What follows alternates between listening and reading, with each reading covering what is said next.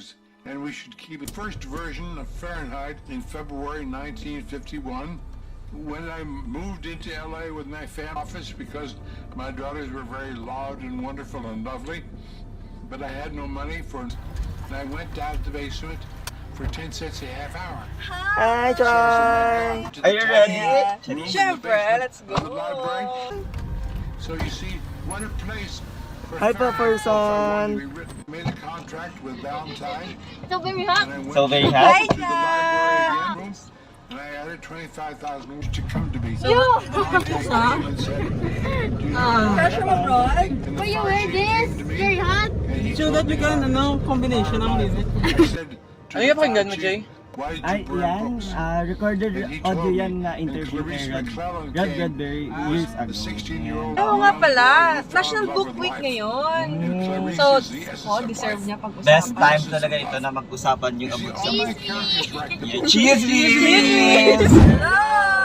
Hi! Mabuhay! Welcome channel to my band! Welcome back to my channel, guys. So, for this vlog update, we're going to talk about the Fahrenheit 451, which is truly a classic dystopic book. So nga ba si Ray Bradbury dyan?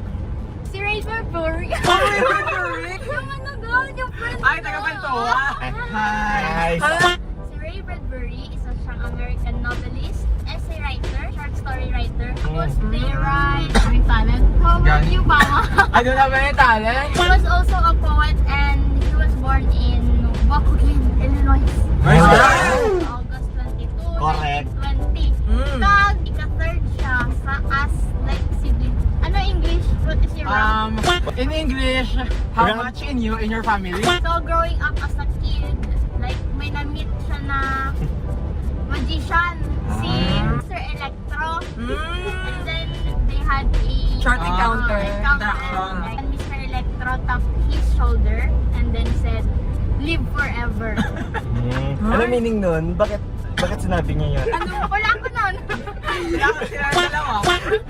Since then, he decided to become a writer, to live his life like through his writings. And after he graduated in high school, he did not go to college na. Bakit? Because he cannot afford. And then he would spend 3 days a week for 10 years in the library to self-study. Speaking of consistency, He became a full writer in 1943 after he was to be eligible for military service. bakit naging eligible siya? Due to his poor eyesight, because you know when you study, you have poor eyesight. Like us, oh! Wow! Our side are blurry, so Good news! So, pala tayo!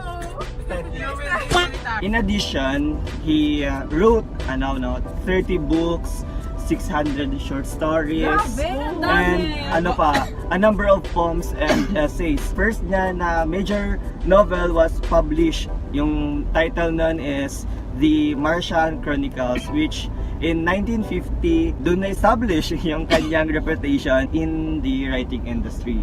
Yung Fahrenheit 451 niya. Ano yun siya? Yung naging most significant work niya noong 1953. Kaya gi-publish na yun noong 1953. Kaya yun ang significant work niya noong 1953. Even though na high school education na natapos niya, he still managed to publish hundreds of works. So throughout his career, na-recognize siya as one of America's best science fiction writer. He garnered very madaming award, amazing, madami yun na-reach. Ikaw, award magti- mo? Wala. Most obedient. Obedient, neat. Ay, hindi ako neat. Na mahinga. He go away. He passed away at the age of 91. But still, he lived forever because of his works and stories, right? True. Alam niyo ba, yung Fahrenheit 451, yung first title niya talaga is The Fireman. Mag-chika tayo about yan mamaya, no? Yung Fahrenheit 451 has 3 parts. First is the hearth and the salamander. The second part is the sieve and the sand. And the last one is the burning bride. So the first part is the hearth and the salamander. So it was a 24th century world. And yung bida natin was named Montag. And his job is a fireman. Pero in this kind of world, yung fireman nila, imbes na pinapatay nila yung apoy, sila mismo yung sa start ng apoy. Oh my! Yes. Oh my! Diba? Bakit? What a twist! Yung sinusunog nila ay mga libro. Pero minsan, nadadamay din yung bahay kung sino yung may-ari ng libro. Kasi, yung mga books dun sa world nila, illegal. As in, any trace of books, bawal talaga. He met a young girl named Clarisse McClellan. After they part, Montag finds himself still wondering about the encounter. Clarisse has forced him to think about his life instead of simply offering superficial responses to her questions. Yung umuwi na siya, nakita niya si Mildred na nakahandusay sa sahig. Na-overdose siya ng sleeping pills. He called for help and 2 technicians arrived and performed a blood transfusion, which is weird kasi bakit technicians? The next day, Mildred claims to have no memory of what happened, believing she's having a hangover lang. After those scenes, continuous pa rin na nagkikita si Montag tsaka si Clarisse. Then suddenly, hindi na sila nagkikita. And nag-worry si Montag about this. The firemen were called to an old woman who refused to give up her library. The firemen break in and began to tear the house apart, pouring kerosene on the books. In the chaos, Montag steals a copy of the Bible on impulse. The old woman then shocks them by setting herself and her books on fire with a match. He asked himself, anong meron sa books? Na bakit willing yung woman na yun na mamatay? Kasama ng books. So, he went home and tried to talk to Mildred about what happened. But his wife's mind has regressed and she is incapable of even simple thoughts. The next morning, Montag suggests that he might need a break from his work. Montag's boss, which is Captaim Beatty, pinang visit si Captaim Beatty sa kanya because he was sick in bed daw. He explained the origin of the book burning policy. Because of shortening attention spans and increased protests against various books content, pinag-desisyonan ng majority ng population nila na i-dispose ng lahat ng libro. Beatty suspects Montag has stolen 1 book and tells him that a fireman who has stolen a book is usually given 24 hours to burn it. After that, the rest of the firemen will come and burn down his house. After Beatty left, Montag revealed to his horrified wife that he has been stealing books for a while and has several hidden ones. Mildred attempts to burn these books, but he stops her and says that they will read the books and decide if they have any value. If not, he promises to burn them. They sat on the kitchen floor and read a few. And let's proceed to a part 2. But before you will proceed to part 2, baka dito dito ka guruto, mag-checka, ano? Mahaba-habang biyahe, pati ba to? Yeah. Jensen City kami for this shoot. Kung mapasurigaw na lang kami dayon. What if not? Charm Fabric Conditioner will stay fresh. Santone, herbal capsule. Ang mga bakol. Thank you po. Amayin ko muna, wait lang. Bango ba? Bango sa ilaw ng fries. Masabi mo ka Yes, chocolate. Banga? Dito na tayo sa part 2, The Sieve and the Sun. Nagambal si Guy Montag na may mali din sa world nila. Nag-suspect siya nga ang book might contain the answers. So Mildred becomes angry but soon get distracted when her friend Mrs. Bowles calls to arrange a television viewing party. Si Montag, di inabal ni muon niya. So na-remember niya isa ka former English professor sa ilang lugar which is named Faber.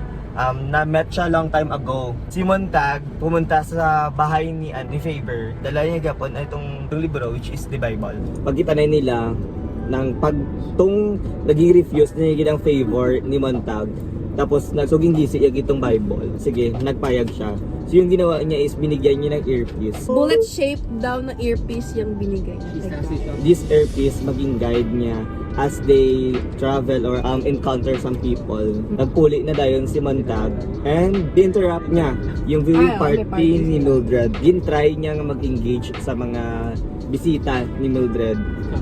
But they are revealed to be courageous people who don't even care of their own marriages and children. Wala silang pakialam sa number of abortion, Yeah. sa number of kids na pinanganak nila tapos pina-adopt. If ilang asawa na yung naasawa nila, ilang divorce na yun na, kahit namatay yung asawa nila, okay, asawa sila ulit. Hindi big issue. Wala. So, yun si Montag, nag-start na siya read some book of poetry. Yung isa dun sa mga friends ni Mildred, umiyak. Tapos si Faber, sa iyang talinga. Oo, hindi pag ituloy. Yung party na natapos, no? Faber insists that Montag burned the poetry book to avoid arrest. Si Montag, yung sunog niya. Tapos gindala niya itong Bible sa firehouse. Yung surrender niya na itong libro. Siguro for the show na lang din yung pag-surrender ng book. Beatty informs him that he was once a book lover, but he realized that no knowledge from book was of any use. Yung doon sila sa fire station, bigla nagrang yung bell nila, which it indicates nga may isang sunog naman sa ilang area. May sunog or may susunogin. Oh my God! Yung nagpunta sila sa next mission nila, which is sa next mission nila.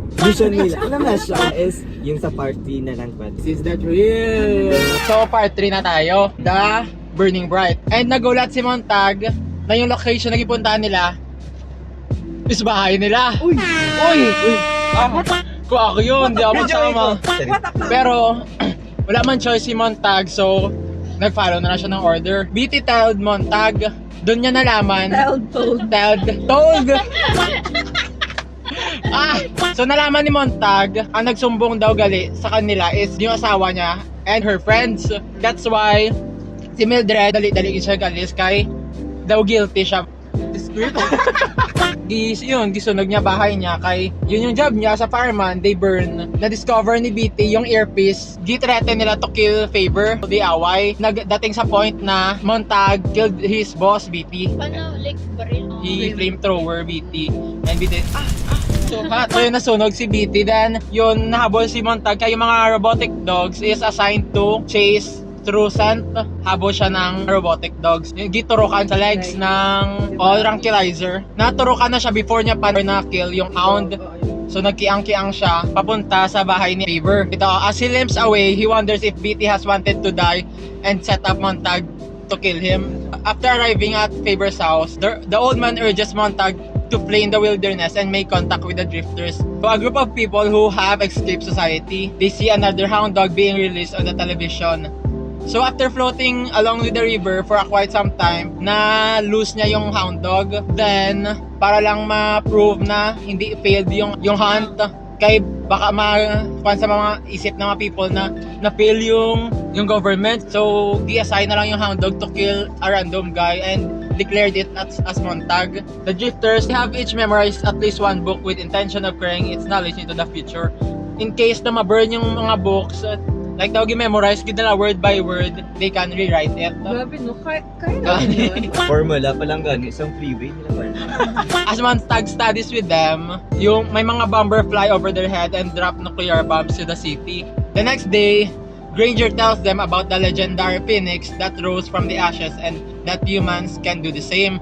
They plan to magbalik sa city to rebuild the city, the society.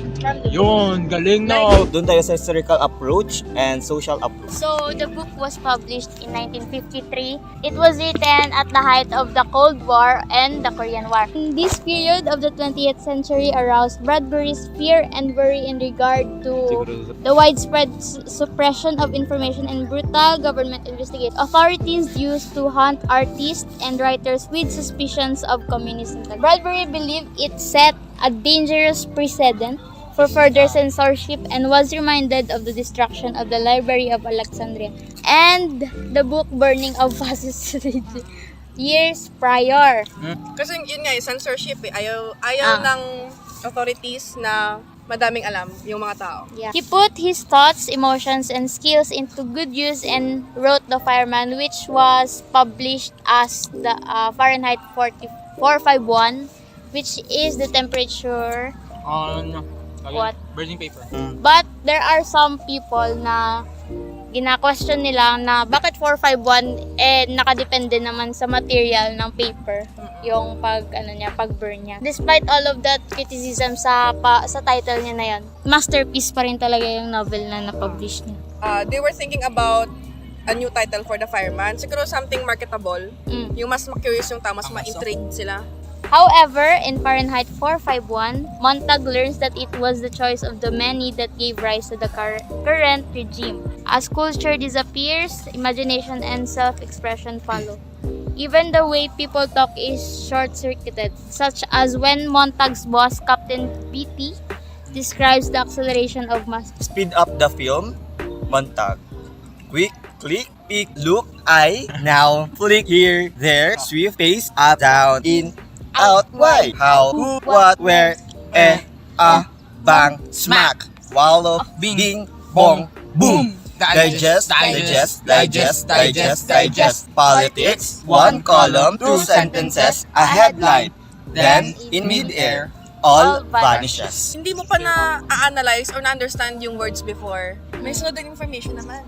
So yun yung nangyayari sa mga tao sa world ni Montag. They're being fed with continuous information. They have no space or no time to think. So, gina-deprive talaga nila yung mga tao for free thinking. So, in this barren world, Montag learns how difficult it is to resist when there's nothing left to hold on to. Doon na part siya nagkakadilema kasi anong panghahawakan niya? Wala nga siya alam. Altogether, Fahrenheit 451 is an imagery of independent thought on the brink of extinction. The Fahrenheit 451 is an allegory of a society in self-destruction. Sa ating world ngayon, nandun na yung social media platforms. More information yun na nakukuha natin. In these times, we're actually encouraged to speak out our opinion. As long as it is based on facts. What are your comments in the author's writing style? Very wordy siya. So, sa umpisa, pag daw hindi ka nasanay sa ganyang style, hindi mo siya mag-gets agad, maguluhan ka ba? One paragraph yun talaga yung pag-describe niya if what is an earpiece. No, may describe siya about seashell. Yung seashell is maliit, ganun. I theorize na pinapahaba lang yun talaga yun kasi para pumasa siya na ma-consider na novel na. Like gusto niya lang git siguro nga ng Gusto niya mag-think ang ma-imagine talaga yung whole, every Like, single small magamit detail. nila. What are your comments about the plot of the story? interesting. Siya ang ga-burn, tapos bigla nalaman na yung kanya palang i-burn. Kung pangit na kasi yung plot, hindi man kasi ito maging classic na literary piece. Next are the characters. That bata, The Clarisse. yeah, Clark. Sa sobrang niya ka-curious, napaka-curious naman ang adult niya gina-gusto. Siguro, doon tayo kay Guy Montag. Ganda yung pagkasulat niya ng character development ni Guy. Siguro yun yung sinasabi niya sa atin ng mga readers na you still have the chance to change. And next is the theme and message of the story. Ilagay natin sa context ng martial law. Di ba yung fireman is binaburn niya yung books. Sa atin dito, yung mga soldado natin noon, yung martial law, pinapatay or tinotorture yung mga writers or yung mga opposing organization sa government. Yun yung fear ni Ray Bradbury na mangyari yung story niya.